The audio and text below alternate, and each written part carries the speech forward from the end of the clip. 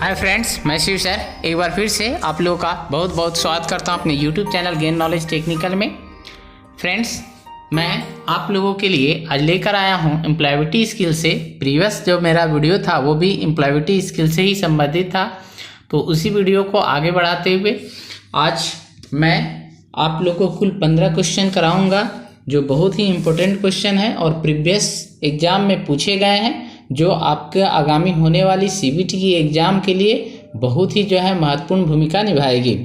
तो फ्रेंड्स, चलिए आते हैं अपने टॉपिक पे। और अपने टॉपिक पे आने से पहले एक बार फिर से आप लोगों से आग्रह करता हूँ कि अगर अभी तक आप लोगों ने हमारे यूट्यूब चैनल को सब्सक्राइब नहीं किया है तो जल्द से जल्द सब्सक्राइब कर लें।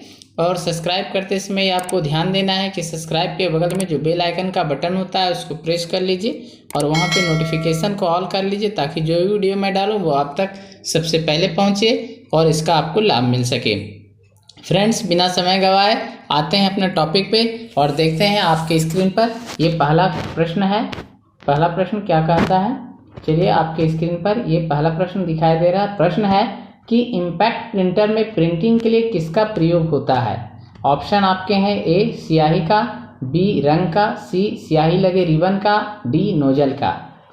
तो इसका करेक्ट और सही आंसर है आपका ऑप्शन नंबर सी स्याही लगे रिबन का।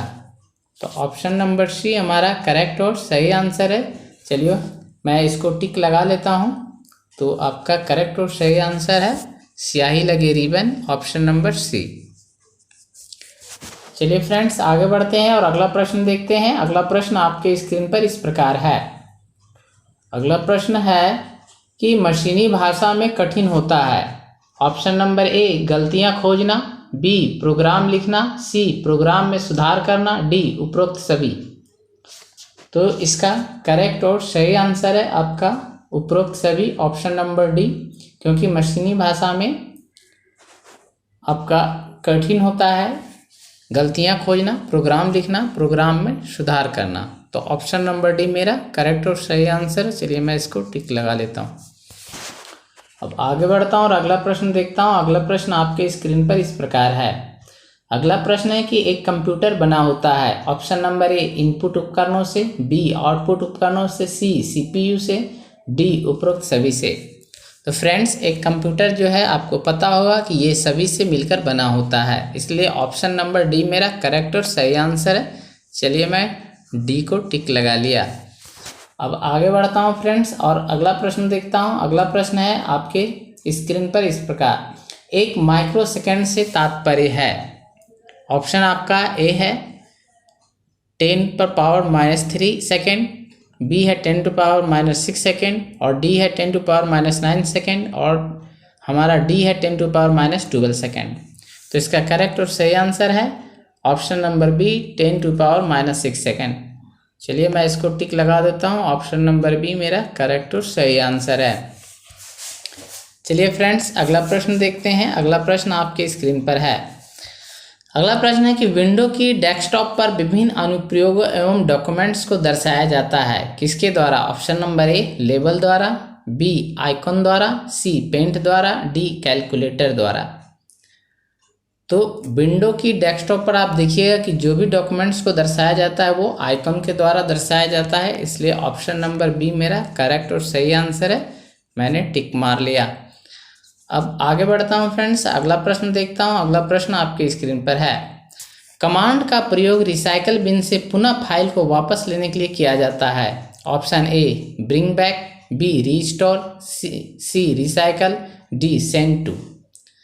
तो इसका करेक्ट और सही आंसर क्या है, आप देखिएगा जब भी जो है रिसाइकल बिन से अगर आपको वापस लाना है तो वहाँ पे रीस्टोर का ऑप्शन देता है। इसका करेक्ट और सही आंसर है ऑप्शन नंबर बी मेरा करेक्ट और सही आंसर है रीस्टोर। आगे बढ़ता हूँ फ्रेंड्स और अगला प्रश्न देखता हूँ। अगला प्रश्न आपके स्क्रीन पर इस प्रकार है। ऑपरेटिंग सिस्टम हार्डवेयर और यूजर के मध्य किसका कार्य करता है। ए लिंक, बी कनेक्टिविटी, सी इंटरफेस, डी मॉडल। तो इसका करेक्ट और सही आंसर क्या है, करेक्ट और सही आंसर इसका है आपका कनेक्टिविटी। तो ऑपरेटिंग सिस्टम हार्डवेयर और यूजर के मध्य जो है कनेक्टिविटी का कार्य करता है, इसलिए ऑप्शन नंबर बी मेरा करेक्ट और सही आंसर है। चलिए फ्रेंड्स, अगला प्रश्न देखते हैं। अगला प्रश्न आपके स्क्रीन पर है। विंडोज प्रयोग हेतु कंप्यूटर में प्रोसेसर होना चाहिए। ऑप्शन है आपका 8086 मतलब 8086, बी है 80,286, सी है 80,486, डी है उपरोक्त सभी। तो इसका करेक्ट और सही आंसर क्या है? इसका करेक्ट और सही आंसर है आपका 80,486। 80,486 ऑप्शन नंबर सी मेरा करेक्ट और सही आंसर है। चलिए मैं इसको टिक लगा देता हूँ, ऑप्शन नंबर सी। अब आगे बढ़ता हूँ फ्रेंड्स, देखता हूँ अगला प्रश्न। अगला प्रश्न है कि विंडोज में कंप्यूटर बूट होने के बाद प्रथम स्क्रीन कहलाता है। Option number a desktop, b start button, c window, d उपरोक्त में से कोई नहीं। तो इसका करेक्ट और सही आंसर है आपका option number a desktop. Option number ए मेरा करेक्ट और सही आंसर है। चलिए मैं इसको टिक लगा देता हूँ, ऑप्शन नंबर मेरा ए। ऑप्शन नंबर ए मेरा करेक्ट और सही आंसर है, मैंने टिक मार दिया।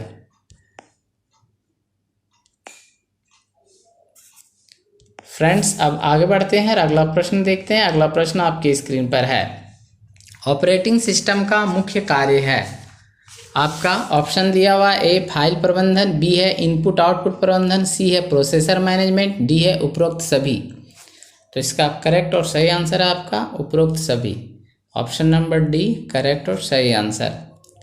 चलिए फ्रेंड्स आगे बढ़ते हैं और अगला प्रश्न देखते हैं। अगला प्रश्न है कि विंडोज एक्सप्लोरर में हम क्या देखते हैं। ऑप्शन नंबर ए फाइल एवं फोल्डर कॉपी कर सकते हैं, बी फाइलों को खोल सकते हैं, सी फाइल व फोल्डर को डिलीट कर सकते हैं, डी उपरोक्त सभी। तो विंडो एक्सप्लोरर में हम जो है ये सारे जो कार्य हैं सभी कर सकते हैं, इसलिए ऑप्शन नंबर डी मेरा करेक्ट और सही आंसर है। चलिए मैं इसको टिक लगा देता हूँ।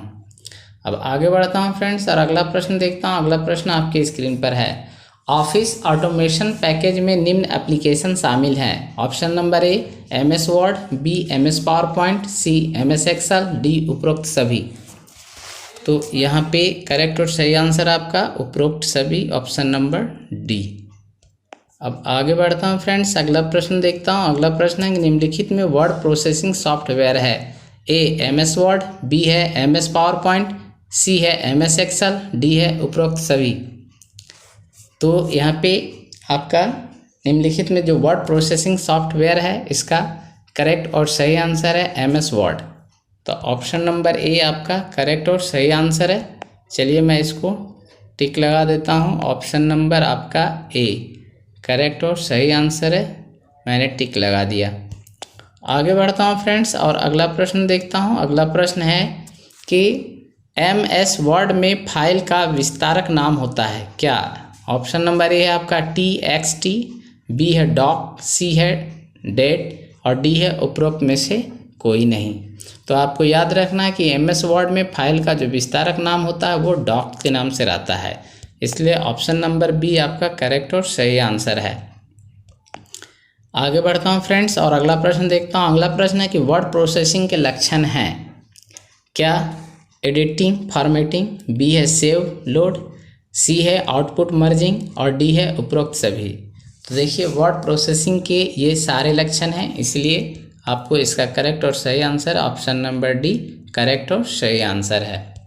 तो फ्रेंड्स ये कुल मैंने आपको 15 क्वेश्चन कराए जो बहुत ही इम्पोर्टेंट क्वेश्चन थे कंप्यूटर से संबंधित। तो ये वीडियो आपको कैसा लगा आप हमें कमेंट्स बॉक्स में जाकर कमेंट्स करके बता सकते हैं। तो आज के लिए फ्रेंड्स इतना ही, बहुत बहुत धन्यवाद।